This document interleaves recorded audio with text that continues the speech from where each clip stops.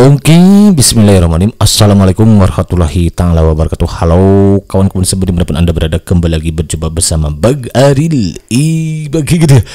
Semoga kita selalu dalam keadaan baik dan kebaikan selalu menyertai kita semua. Amin ya Allah ya Rabbal alamin. Oke, kawan-kawan, alhamdulillah kembali lagi kesempatan untuk berbagi soal prediksi terbaru untuk kita persiapkan diri menghadapi CPNS tahun 2024 ini. Dan pada kesempatan ini Maki alhamdulillah sudah berhasil masuk di part 18. Jadi untuk kawan-kawan yang baru singgah di sini, silakan simak lagi video Maki dari part 1 sampai part 17-nya. Di sana sudah ada banyak soal yang Maki berikan, baik itu soal KSKD TIU, TWK, TIU-nya juga di sana ada deret, kemudian sinonim, antonim, kemudian juga untuk TU-nya ada figura, penalaran analitik gitu ya, dan juga TWK ya. TWK juga ada yang TWK berkaitan dengan BPU PKA gitu ya. Kemudian penalaran yang berkaitan dengan bahasa Indonesia. Di sana sudah banyak pokoknya ya. Silakan cicil lagi untuk kita persiapkan diri menghadapi CPNS 2024 ini. Dan kesempatan ini di part 18 ini maka akan fokus membahas soal TWK tentang lembaga negara setelah sebelumnya maka sudah sempat membahas tentang soal apa ya? MPR DPR kalau nggak salah, itu kewenangan MPR DPR ya kalau tidak salah seperti itu. Soal ini merupakan soal yang di request atas beberapa sahabat kita yang sudah meninggalkan pesannya di kolom komentar, dan terima kasih itu yang masih ucapkan sehingga makanya ada inspirasi untuk membuat soal. Dan untuk kawan-kawan yang ingin buatkan soal tertentu silakan tinggalkan pesannya di kolom komentar, nanti kalau ada mungkin maka insya Allah akan bahas satu persatu. Dan kawan-kawan tentunya di hari tanggal 14 ini kita sudah melakukan pencoblosan gitu ya, dan saya ucapkan selamat kepada siapapun yang terpilih nanti ya, mau pasangan nomor 1, 2, 3, pokoknya tugas kita adalah menaatinya ya. Kalau sudah jadi pemimpin tugas kita adalah menaatinya, siapapun pemenangnya. Tetap itu tidak akan mempengaruhi jalannya pelaksanaan CPNS ini, karena itu sudah akan diundangkan gitu kan kawan ya. Untuk CPNS 2024 ini tetap akan berlangsung siapa pemimpinnya. Tugas kita adalah menghormatinya ya, apalagi ASN itu juga tugasnya adalah sebagai perekat pemersatu bangsa gitu kawan aja. Baik, untuk saya langsung ketik kopi gitu ya. Karena masih belum jauh, maka akan coba menyapa dulu beberapa pesan yang sudah ditinggalkan di kolom komentar oleh sahabat kita. Pertama adalah Bang Mbak Senobi ya. Senobia nih, halo, salam kenal dari Maki ya. Semangat Abang. Aku tunggu soal-soal TWK yang hot lagi yang untuk aku pelajari. Oke, terima kasih sudah bersedia untuk mampir di channel Maki dan sudah belajar di sini. Maki harap tidak bosan-bosan gitu ya untuk selalu mendengarkan suara Maki yang mungkin agak sedikit mengganggu gitu pendengaran semuanya. Tapi Maki doakan semoga Mbak Sanibia ini yang ikut nanti lolos jadi ASN PNS tahun 2024 ini. Amin ya. Tetap semangat belajarnya. Jangan lupa di samping kita maksimalkan usaha, kita juga maksimalkan doa biar hasilnya nanti sesuai dengan apa yang kita harapkan gitu. Namun ya itu ya. Terima kasih. Oke, lanjut. Berikutnya dari Bang Cijatun Fitriah. Oh, Mbak nih kayaknya bisa Cijatun. Bang, request dong materi TWK lembaga negara dan fungsinya. Nah, ini ya. Jadi soal ini request ini beberapa menit yang lalu, ternyata 16 menit yang lalu. Jadi soal yang mengakibatkan pada kesempatan ini adalah atas dasar request dari Mbak Cijatun Fitriah ya, karena request tentang TWK lembaga negara dan fungsinya. Alhamdulillah makin berkesempatan untuk berbagi soal tersebut. Mudah-mudahan apa yang memberikan makin sampaikan bermanfaat untuk Pak ya, dan mungkin nanti untuk sebagai pemanasan aja dulu ya. Mungkin nanti ke depan akan dibuatkan lagi yang lebih hot gitu kalau memang ini dirasakan kurang hot gitu ya. Itu hanya pemanasan aja, karena nanti kalau sudah viewsnya banyak gitu kan untuk sementara waktu Maki perhatikan ternyata viewsnya masih sedikit Pak ya. Doakan aja semoga nanti banyak yang lainnya untuk belajar di sini, bersemangat untuk belajar di sini, mengambil inspirasinya dan juga menginspirasi Maki untuk membagikan konten-konten yang lebih hot lagi gitu. Terima kasih Pak Jijan Mbak lolos dari ASN PNS tahun 2024 ini. Amin ya Allah. Amin. Oke, next. Thanks Bang. Wah, ini Bang Jepri nih, pelanggan setia Maki gitu. Terima kasih sudah setia ya di 3 hari yang lalu, mohon maaf baru direspon ya. Terima kasih sudah mau belajar. Makanya doakan semoga Bang Jepri lolos jadi ASN PNS tahun 2024 ini. Tetap semangat, maksimalkan waktu yang ada ini, karena sekarang rencananya pemerintah akan mengumumkan di bulan minggu ketiga bulan Maret ya untuk seleksi administrasinya, dan Mei itu sudah dilangsungkan seleksinya ya. Maret, April, Mei ya, tinggal menghitung hari. Apabila kita gunakan waktu yang ada ini untuk banyak baca, belajar berdoa, tentu itu akan memberikan hasil yang maksimal untuk kita semua gitu. Beda kalau kita gunakan hanya untuk sia-sia, itu akan menjadi suatu hal yang sia-sia tentunya gitu. Baik, terus kita langsung di kopi gitu ya. Di sini sudah sedikit salah, namun apapun saja video diputus seru gitu ya. Selalu bisa lebih semuanya sebaik solution. Beda apa? Iya betul, beres-beres gitu kan ya. Asalnya kayak gini sebenarnya. Lembaga Negara Indonesia adalah lembaga-lembaga yang dibentuk berdasarkan Undang-Undang Dasar UUD, ujung-ujungnya duit, gitu. Undang-undang atau peraturan yang diperintah. Lembaga di tingkat pusat dapat dibedakan dalam 4 tingkatan kelembagaan berikut ini, kecuali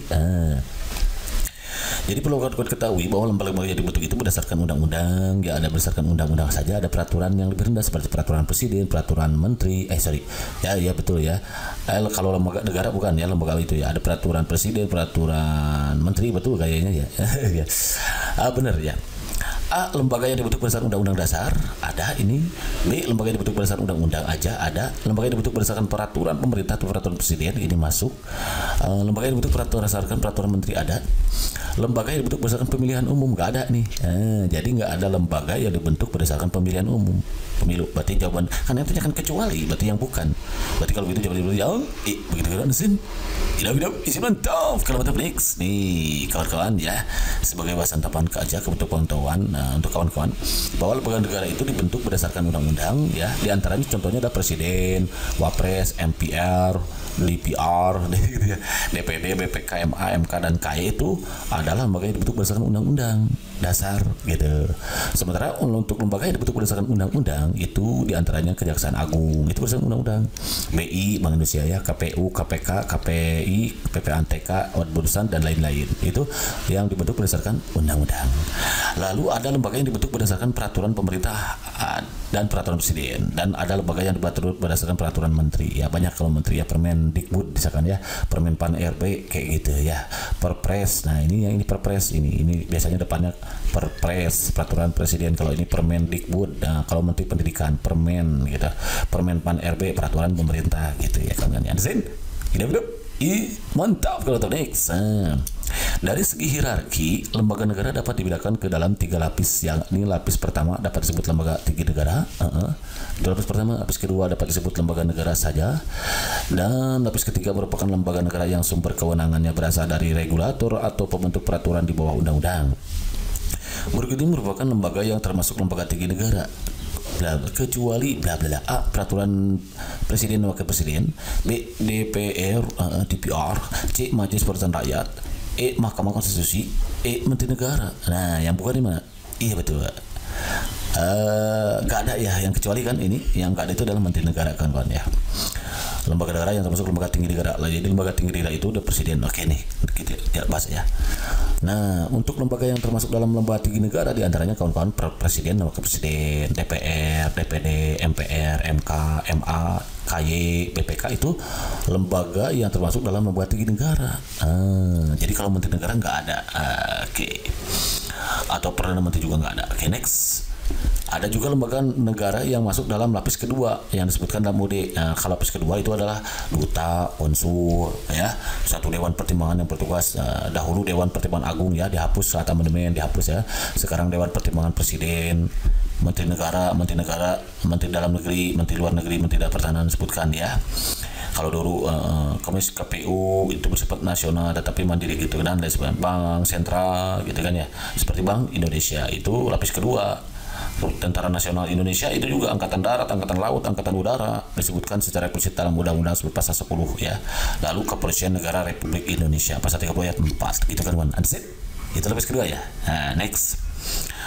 Oke, selain keenam lembaga yang disebutkan dalam UUD di atas, terdapat juga lembaga lain yang disejajarkan dengan organisasi lapis kedua, yakni lembaga negara yang dibentuk dengan undang-undang yang disusun antara DPR dan Presiden. Nah, lembaga ini dapat dibubarkan apabila undang-undang atau pasal yang mengatur lembaga tersebut dibatalkan melalui judicial review di Mahkamah Konstitusi.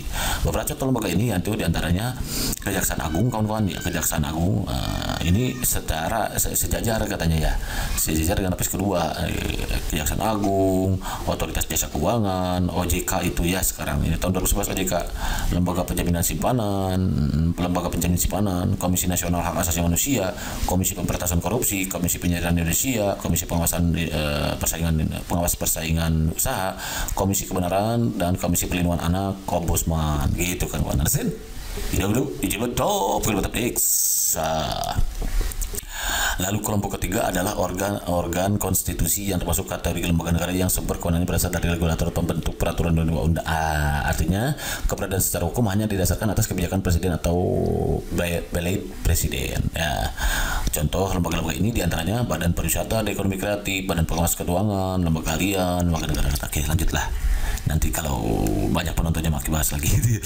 Oke, next. Mana ya? Nomor berapa ya? Nomor C ya. Lembaga tinggi negara yang telah dibubarkan adalah A. Presiden Wakil Presiden, B. Dewan Perwakilan Rakyat, Majelis Permusyawaratan Rakyat, C. Mahkamah Konstitusi, D. Perdana Menteri. Nah, lembaga tinggi negara ya Presiden Wakil Presiden ada ya sampai sekarang, DPR ada, MPR ada, MK ada, yang ada itu Perdana Menteri. Jadi karena yang sudah dibubarkan yang ditanyanya itu adalah Perdana Menteri, kawan-kawan. Jadi Perdana Menteri itu sudah dibubarkan dahulu itu kala itu ya. Oke, nih kita penjelasannya cek. Jadi lembaga tinggi negara yang sudah dibubarkan itu diantaranya Perdana Menteri, Dewan Pertimbangan Agung DPA ya, tadi ya sudah dikatakan oleh Maka sebelumnya. Ada juga Kementerian Departemen Negara, itu dulu Departemen Penerangan. Karena tidak terang jadi penerangan. Karena sudah terang gitu maksudnya, jadi dihapuskan gitu. Lembaga pemerintahan non kementerian, contoh Badan Pengembangan Kebudayaan dan Pariwisata, Lembaga Informasi Nasional. Lalu lembaga non strukturalnya apa? Badan Penyataan Perbankan Nasional, Badan Rehabilitasi dan Rekonstruksi untuk Aceh dan Nias, Unit Kerja Presiden untuk Pengolahan Program Kebijakan Diplomasi. Lembaga struktural di bawah Kementerian Departemen Negara, Badan Konsultasi Keuangan Negara di bawah Departemen Keuangan. Oke, itu kali. Oke kawan-kawan, barangkali ini saja dulu yang sedikit soal Maki sebagai wawasan tambahan untuk kawan-kawan dan juga pemanasan.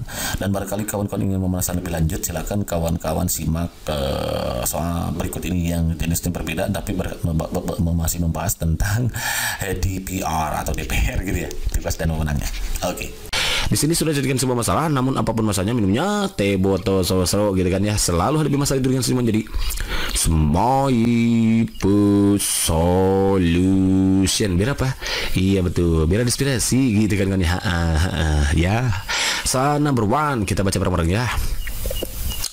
Lembaga tinggi negara dalam sistem ketatanegaraan Indonesia yang merupakan pemegang kekuasaan kehakiman bersama-sama dengan Mahkamah Agung adalah bla bla bla A. MPR, B. DPR, C. MK gitu ya, E. DMA, NE, DPD. Sorry ya, MPR, DPR, MK, MA atau DPD. Tentunya kawan-kawan untuk mengetahui mana jawaban yang tepat kita harus tahu dulu definisi dari masing-masing lembaga ini gitu ya, termasuk nomor 2. Oke, nih berikut merupakan kewenangan Mahkamah Konstitusi kecuali A. memutus pembubaran partai politik, B. memutus perselisihan tentang hasil pemilu, C. menguji undang-undang terhadap Undang-Undang Dasar 1945, D. memutus sengketa kewenangan lembaga negara yang kewenangannya diberikan oleh UUD 1945, E. mengubah dan menetapkan UUD 1945. Jadi kawan-kawan, untuk mengetahui ini berarti kita harus tahu dulu definisi dari Mahkamah Konstitusi dan juga definisi dari Mahkamah Agung. Dan ini merupakan tema ini Maki angkat ke permukaan itu terkait dengan permintaan salah seorang sahabat kita. Beliau bernama Mbak Sri Lestari Siregar. Halo Mbak, salam kenal dari Maki ya. Mohon maaf, Maki baru berkesempatan untuk menjawab pesannya dan baru memenuhi apa yang di requestnya 9 jam yang lalu ya, 9 hour ago ya. MA dan MK dong Mang, please. Nah, oke gitu ya, karena ada please jadi Maki sekarang buatkan, mudah-mudahan apa yang Maki berikan apa yang Maki bisa bermanfaat untuk Mbak pada khususnya dan untuk kawan-kawan yang lain pada umumnya. Oke kawan-kawan, jadi gini kawan-kawan, pertama kita harus tahu dulu definisinya. Jadi yang dimaksud dengan Mahkamah Konstitusi Republik Indonesia adalah lembaga tinggi negara, kayak MPR kemarin gitu kan ya, kayak MPR ya. Kalau MPR kan kemarin asalnya lembaga tertinggi, sekarang dirubah jadi lembaga tinggi saja, ternya dibuang. Itu kawan-kawan silahkan searching lagi video Maki yang sebelumnya. Kemudian ini lembaga tinggi negara dalam sistem kenegaraan Indonesia yang merupakan pemegang kekuasaan kehakiman bersama dengan Mahkamah Agung ya, itu Mahkamah Konstitusi. Sementara Mahkamah Agung gitu ya, definisinya adalah lembaga tinggi negara dalam sistem kenegaraan Indonesia yang merupakan pemegang kekuasaan kehakiman bersama-sama dengan Mahkamah Konstitusi ya, jadi sama gitu ya, dan bebas dari pengaruh cabang-cabang lainnya, artinya tidak bisa dipengaruhi kawan-kawan. Mahkamah Agung membawahi badan peradilan dalam lingkungan peradilan umum, lingkungan peradilan agama, lingkungan peradilan militer, dan lingkungan peradilan tata usaha negara gitu definisinya. Oke, sebelum kita lanjut ke tugas dan wewenang MA ataupun MK, perlu kawan-kawan ketahui di sejarahnya nih gini. Pada tanggal 18 Agustus itu kan kita tahu ya, sehari setelah kemerdekaan Republik Indonesia Nah, Soekarno kan itu Presiden Soekarno melantik, beliau melantik, tulis saja melantik Mr. Dr. R.S.E. Kusuma Koesoema gitu ya, Atmaja, Kusuma Atmaja, kalau huruf dahulu kan gini kayak nulisannya, penulisannya kayak gini gitu maksudnya kawan-kawan ya. Jadi 18 Agustus Presiden Soekarno melantik Mr. Dr. R.S.E. Kusuma Atmaja sebagai ketua MPR, sebagai ketua MA, sebagai ketua MA. Jadi beliau dilantik sebagai ketua MA, sebagai ketua MA Mahkamah Agung saat itu. Nah, kawan-kawan kalau mau tahu ya. Sehingga hari itu ditetapkanlah sebagai hari jadi Mahkamah Agung. Jadi 18 Agustus itu ditetapkan sebagai hari jadi Mahkamah Agung. Nah, hari jadi Mahkamah Agung.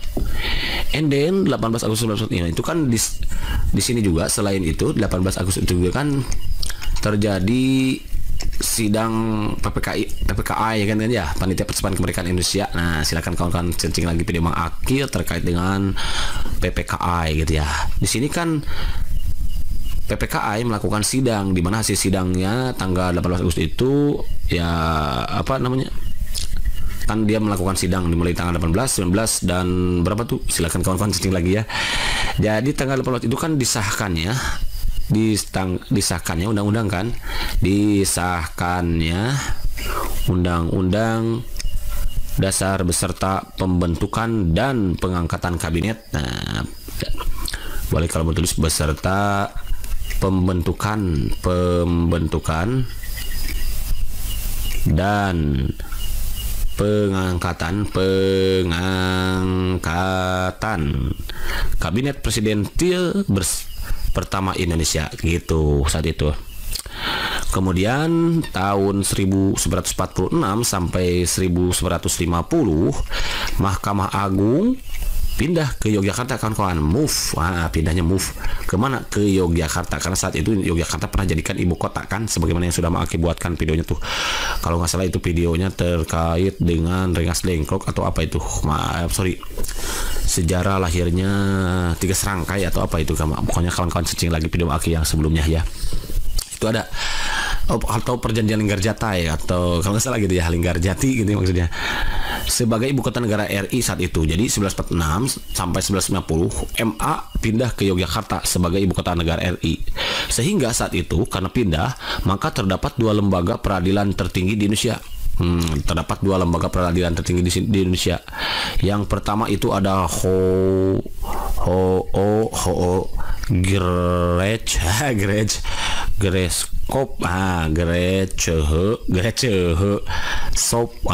gitu kawan-kawan ya, yang ada di Jakarta nih. Yang kemudian yang kedua itu adalah Mahkamah Agung Republik Indonesia yang ada di Yogyakarta. Nah gitu.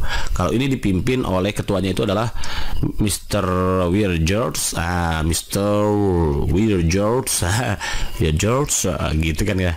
Kalau ini Mahkamah Agung ini Republik Indonesia itu adalah ketuanya adalah yang tadi itu siapa? Iya betul, Kusuma Atmaja, Kusuma Atmaja gitu kan ya. Jadi tuh ada dua tuh saat itu lembaga tertinggi, saat itu masih tertinggi ya di Indonesia. Kemudian 1 Januari 1950 MA Mahkamah Agung kembali lagi ke Jakarta, back to Jakarta again gitu kan.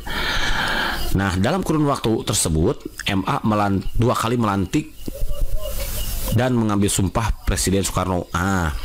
Jadi dua kali melantik dan mengambil sumpah Presiden Soekarno. Satu pada 19 Agustus ya kan, tanggal 17 Agustus memproklamasikan gitu kan ya, mengangkat presiden itu kan tanggal 18 Agustus ya, sesuai hasil sidang PPKI gitu kan. 18 Agustus di samping mengesahkan undang-undang, mengangkat presiden dan wakil presiden kan 18 Agustusnya. Nah 19 Agustus tahun 1945 gitu kan ya, gitu kan kawan. Dia melantik presiden, ya kan? Nah, dilantik sebagai presiden pertama Indonesia. Kemudian tanggal 27 Desember 1949 ini dilantik sebagai presiden RIS. Nah, ada RIS kan kemarin ya, sudah dibahas maki ya gitu ya. Nah, 27 Desember 1945 itu kan diangkat sebagai presiden Republik Indonesia Serikat gitu kawan-kawannya. Jadi gitu kan kawan ya. Jadi tanggal 19 Agustus itu dilantik sebagai presiden kan, tanggal 16 itu kan mengangkat dan presiden dan wakil presidennya kan hasil sidang PPKI. Kemudian tanggal 19-nya dilantik oleh MA ini saat itu. Kemudian 27 Desember Soekarno kembali lagi dilantik menjadi presiden Republik Indonesia Serikat gitu, karena saat itu terjadi ada Republik Indonesia Serikat. Nah, silakan kawan-kawan searching lagi video Mak Akil sebelumnya. Nah, itu selesai sejarahnya. Nah, nah baru kita masuk nih ke tujuan pertemuan kita hari ini gitu ya. Tujuan pembelajaran kita hari ini maksudnya gitu ya. Nggak bertemu soalnya sama Aki ya. Gitu kan ya. Tujuan pembelajaran hari ini adalah wewenang MA. Nah, kawan-kawan, perlu kawan-kawan ketahui terkait dengan wewenang MA, nanti kawan-kawan silakan buka bab 9 Undang-Undang Dasar 1945 ya. Karena ini dibuat di bab 9 Undang-Undang Dasar 1945. Lebih tepatnya ini pasal, kalau nggak salah itu pasal berapa? 24 kalau nggak salah ya. Pasal 24. Nah, di sana sudah jelas kawan-kawan ya. Pokoknya kawan-kawan baca lagi bab 9 pasal 24 itu terkait kekuasaan kehakiman. Bab 9 ini adalah kekuasaan kehakiman. Itu nanti akan memuat MA, Mahkamah Agung dan Mahkamah Konstitusi gitu kawan-kawan. Ya, ada pokoknya di pasal 24. Di mana berdasarkan pasal 24 itu dikatakan bahwa wewenang MA 1 nih dia MA Mahkamah Agung gitu ya, memutus permohonan kasasi. Nah, permohonan kasasi. Nah, dia terhadap siapa? Putusan pengadilan tingkat banding, terhadap putusan pengadilan tingkat banding. Nah, ini ada pokoknya di pasal 24 lah, kawan-kawan nanti buka lagi gitu ya. Terhadap putusan pengadilan tingkat banding, oke, gitu ya. Atau tingkat terakhir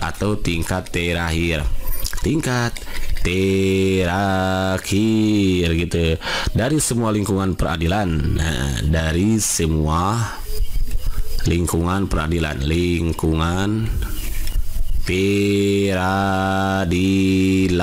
oke, itu number 2. Nah, number 2 adalah MA menguji peraturan. MA menguji peraturan. Oke. MA menguji peraturan secara material.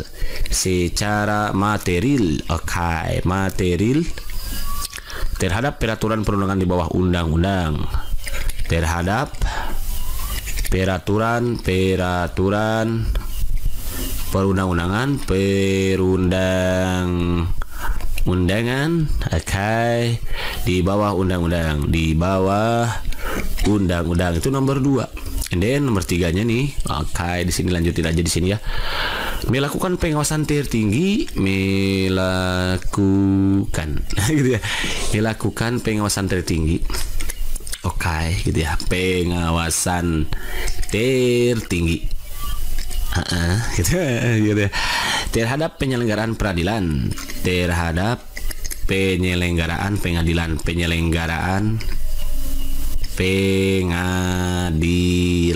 gitu kawan-kawan ya, di semua lingkungan peradilan dalam pelanggaran kekuasaan kehakiman, dalam penyelenggaraan kekuasaan kehakiman gitulah.